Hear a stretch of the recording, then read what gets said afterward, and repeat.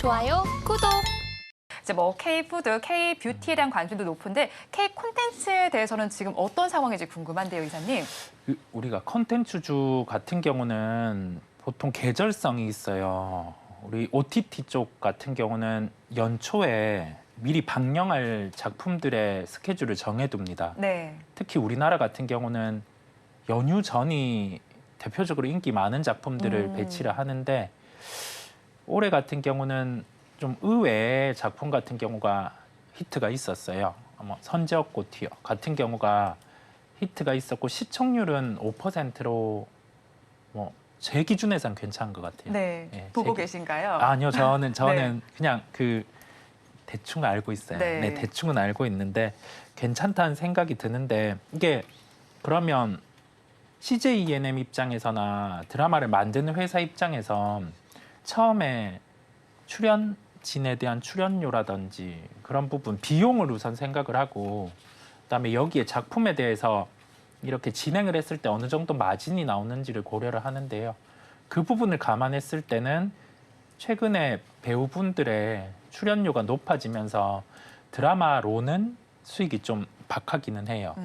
그 다음에 광고에 대한 계약 부분 같은 경우도 그 선제에 대한 작품이 이 정도 일지는 몰랐던 것 같아요. 그래서 광고가 그렇게 많지는 않았다고 합니다. 하지만 IP를 가지고 있어요.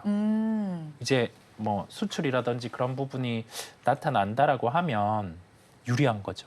예, 수익으로 유리할 수 있기 때문에 콘텐츠와 관련된 부분의 핵심은 드라마라든지 작품에 대한 IP를 보유하고 있는 기업들, 거기에 대한 초점을 맞출 필요가 있겠습니다.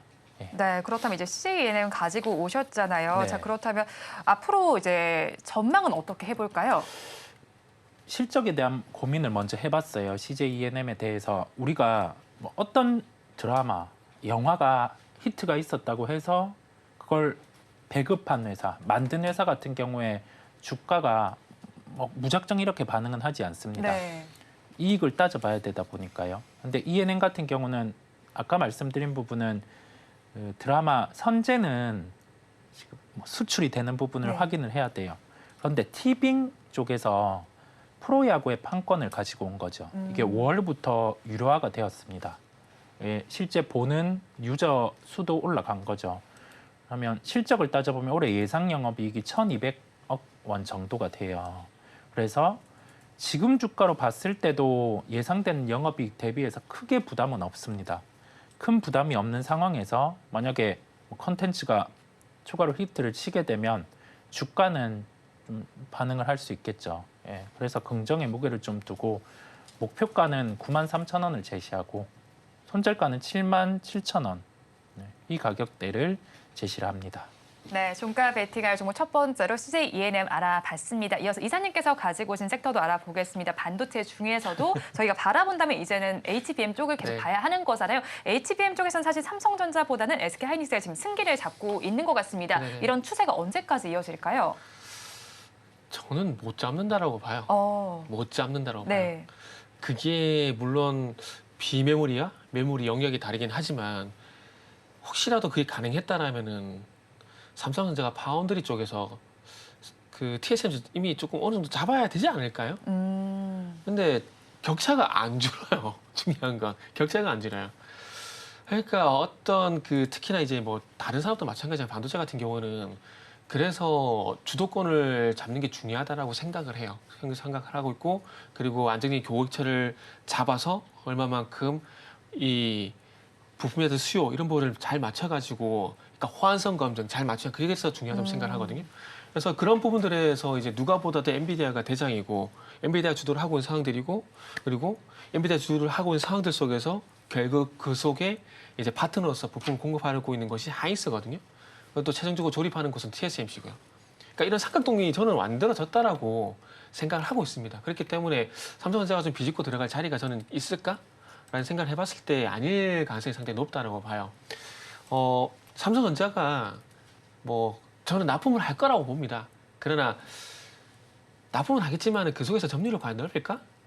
라는 점을 보게 된다면 저는 TSMC의 견제가 상당히 심할 거다라고 생각을 하고 있어요. 왜냐하면은 뭐 누누이 말씀드렸지만은 이 테스트를 누가 하고 있냐면은 엔비디아가 하는 게 아니거든요. 네. TSMC가 하는 겁니다.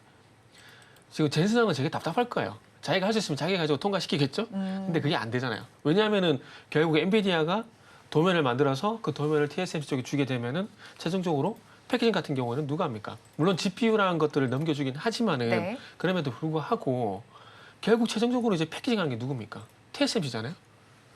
그러면 누가 열쇠를 쥐고 있느냐? TSMC가 쥐고 있는 겁니다. 그래서 제가 봤을 때는 조금 어폐가 있긴 하지만 TSMC가 약간 꼬장을 부린다고 또 생각을 하고 있어요. 그리고 파운드리 쪽에서 TSMC와 삼성전자가 경쟁자 관계라는 점을 우리가 봤을 때 과연 TSMC 입장에서 삼성전자가 엔비디아 밴더로 들어온 게 기분 좋은 일일까요? 저는 아니라고 봐요. 만약에 밴드로 들어오게 되잖아요. 그럼 삼성전자가 어떤 계획을 가지겠느냐? 예전에 한번 이게 나왔었는데 2.5D 패키징 이래가지고 아마 턴키로 수주해가지고 뭐 가격 낮춰가지고 뭐 해주겠다 그런 얘기가 분명히 나올 겁니다. 근데 그걸 못했거든요. 작년에 수율이 안 맞아가지고. 근데 만약에 밴드로 들어오게 되면 또 그런 것들이 예상이 되는데 TSMC가 쉽게 해줄까요? 아니라는 거죠. 그렇기 때문에 제가 봤을 땐 그래서 쉽지 않다라고 생각을 하고 있습니다. 물론 수율, 발열, 방금 말씀드린 호환성 검증 쉽지 않다는 거 저도 알고 있거든요. 근데 그거를 떠나서 경쟁자한테 주지 않는다라는 관점에서 보게 된다라면은 글쎄요 저는 쉽지 않다라고 좀 생각하고 있습니다. 그러다 보니까 뭐 HBM은 그동안 D램, 낸드에서 삼성전자가 주도권을 가져왔었던 것처럼 하이닉스가 그렇게 해보려고 했지만 안 됐잖아요. 그것처럼 HBM도 저는 개인적으로 삼성전자가 저는 따라잡기 쉽지 않다라고 봅니다. 그렇게 본다라면은 계속해서 이제 SK 하이닉스가 주도권을 가져간다고 보고 있고 그리고 정작 중요한 것은 또 여기서 중요한 건 뭐냐면 TSMC가 그 앞선 모델 있잖아요. 선단 공정. 그 선단 공정 논의를 누구만 하냐면은 하이닉스와만 합니다. 그러니까 그게 무서운 거죠. 그렇기 때문에 그 둘 사이를 이 두 연인 관계를 비집고 들어갈 수 있을까요?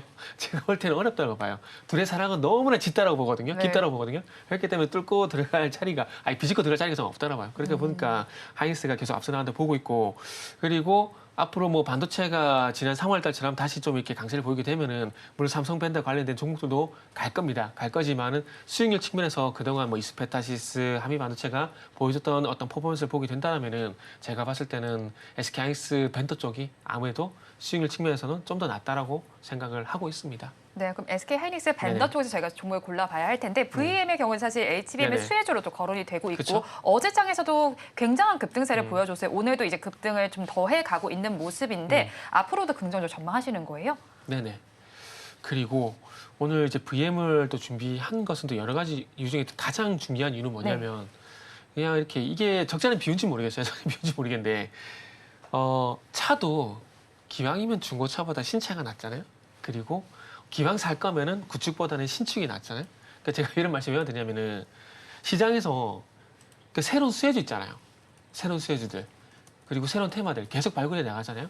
HBM 내에서도 계속해서 새로운 수혜주를 계속 발굴해 나갈 겁니다. 근데 VM이 어찌 보면은 제 개인적인 테마를 만들자면 신상주예요. 그러니까 HBM 관련이 그동안 부각된 적이 한 번도 없잖아요. 네. 근데 이번에 와서 처음 부각이 됐다라는 것들은 새롭게 테마주에서 편입이 됐다는 겁니다. 그러면은 새로운 어떤 그러니까 구축보다는 신축이 낫고 중고차보다는 신차가 낫다는 관점에서 보게 되면 새롭게 또 부각되고 있는 VM 쪽으로 수급 쏠림 현상이 HBM 수혜주로서 새로운 수혜주로서 수급 쏠림 현상이 들어갈 수가 있기 때문에 그런 관점에서 VM을 좀 선택을 했습니다. 뭐 내용적인 측면 물론 좋은 것도 분명히 있겠지만은 그동안 내용이 나쁘진 않았거든요. 근데 지금에 와서 굳이 부각을 시킨다라는 것들은 새로운 신상주로서 시장이 픽을 했다라는 거죠. 그래서 그런 관점에서 VM을 좀 보시면 좋지 않을까 생각이 들고 그런 연유를 내 가지고 최근에 거래량도 좀 실려주고 있으니까 단기 변동성을 한번 단기 변동성 종목으로 한번 활용을 해보시면 좋을 것 같아서 지난주 금요일도 그렇고 오늘도 그렇고 또 HBM 관련된 반도체 장비 준비했다라 보시면 될 것 같습니다. 이거는 시각 장비 관련된 기업이라 보시면 네. 될 것 같습니다.